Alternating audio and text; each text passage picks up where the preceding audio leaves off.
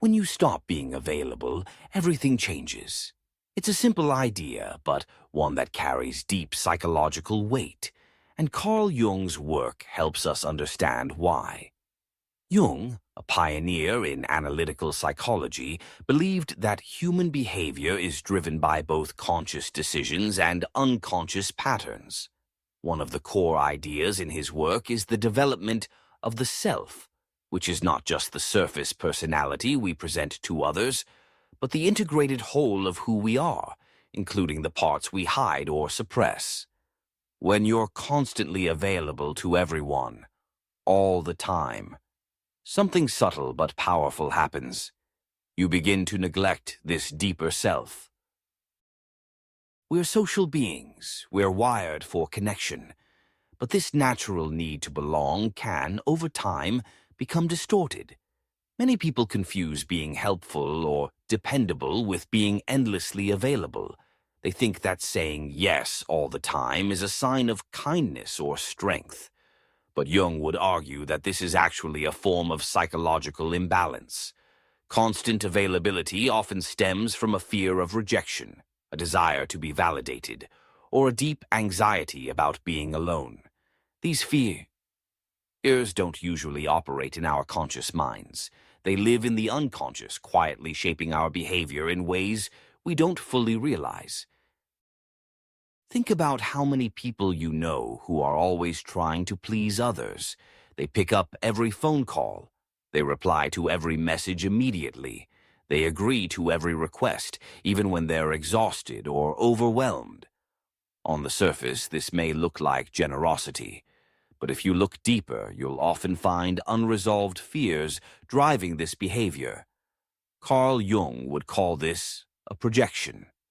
When someone sacrifices their own needs to be constantly present for others, they are often projecting their own need for love and acceptance onto those people.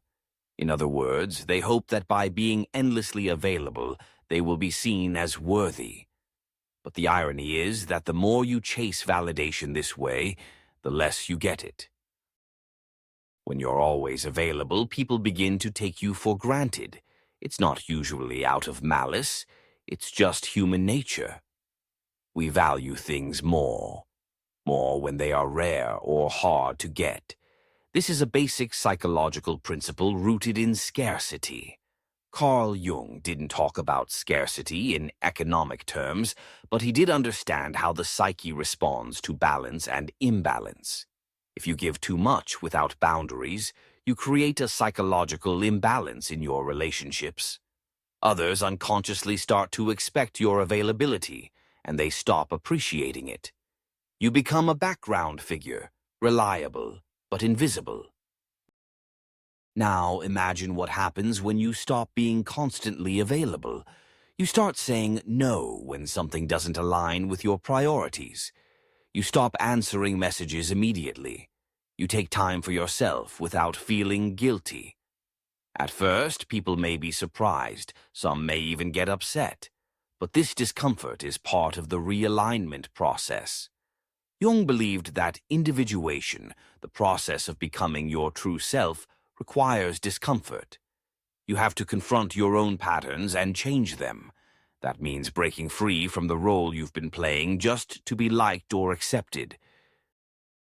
When you begin to withdraw some of your availability, you start reclaiming your time and energy. This isn't selfish. It's necessary for psychological health. Jung emphasized the importance of balance between the conscious and unconscious, the outer world and the inner world. If all your energy is going outward, to other people's needs, expectations, and problems, you have nothing left for your own growth. But when you redirect that energy inward, something profound happens. You start to become more self-aware. You begin to notice what you actually want, what matters to you, what drains you, and what fulfills you. Let's take a simple example. Imagine someone who's always there for their friends. They give rides, offer emotional support, lend money, whatever's needed. But over time, they start to feel exhausted and resentful. They begin to notice that when they need something, no one's really there for them. This creates an internal conflict. Their outer behavior says, "I'm happy to help," but their inner self is saying, "I feel invisible and used." According to Jung, this split between the outer persona and the inner reality creates psychological tension. If left unresolved, it can lead to symptoms like anxiety, depression, or a sense of emptiness. Now, suppose this person decides to stop being available all the time. They begin to prioritize their own needs. They say no more often. They set boundaries. Over time, some people in their life may drift away, especially those who were only there to receive, not to reciprocate. But the relationships that survive this shift are usually stronger, more balanced, and more authentic. The person also begins to feel a new sense of clarity and peace. They're no longer being pulled in 100 directions. They're not trying to perform or prove their worth. They're simply living in alignment with their true self. Carl Jung would see this as a step toward individuation.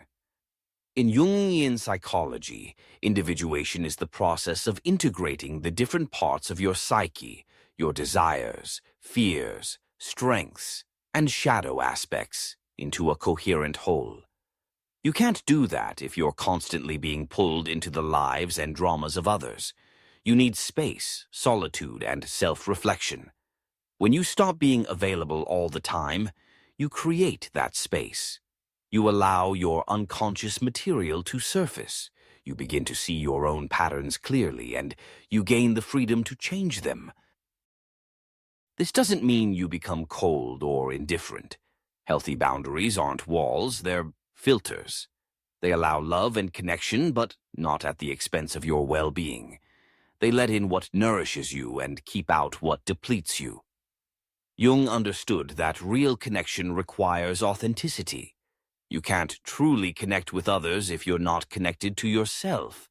And you can't connect to yourself if you're constantly distracted by everyone else's needs.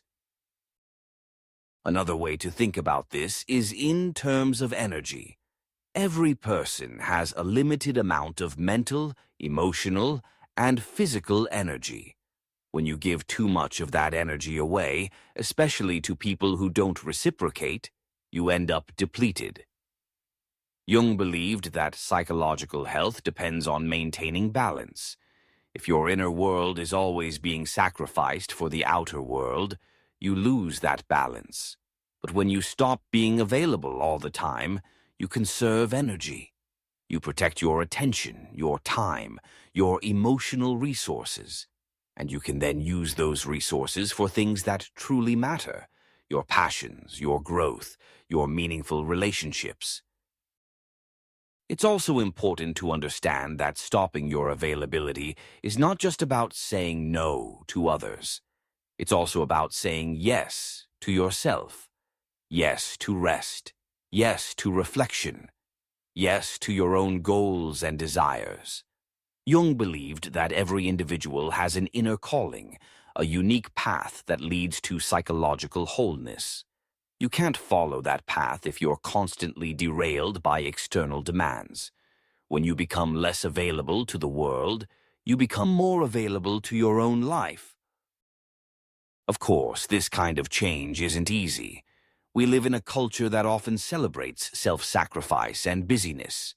People might guilt you for setting boundaries. They might accuse you of being selfish or distant. But these reactions are not about you. They're about their expectations.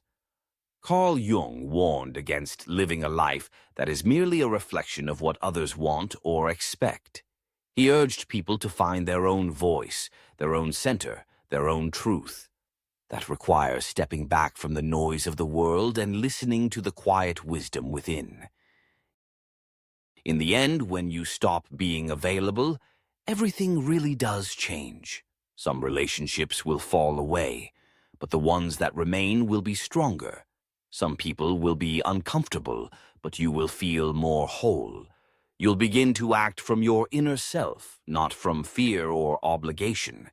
And that shift Subtle but powerful is the essence of personal transformation. Carl Jung didn't give quick-fix advice. His insights were deep, sometimes challenging, but always aimed at helping people become more fully themselves. And one of the most transformative steps in that journey is learning when to say no, when to step back, when to be less available. Not to punish others, but to honor yourself. Because the moment you stop being constantly available to others is often the moment you become truly available to yourself. And that's where real change begins.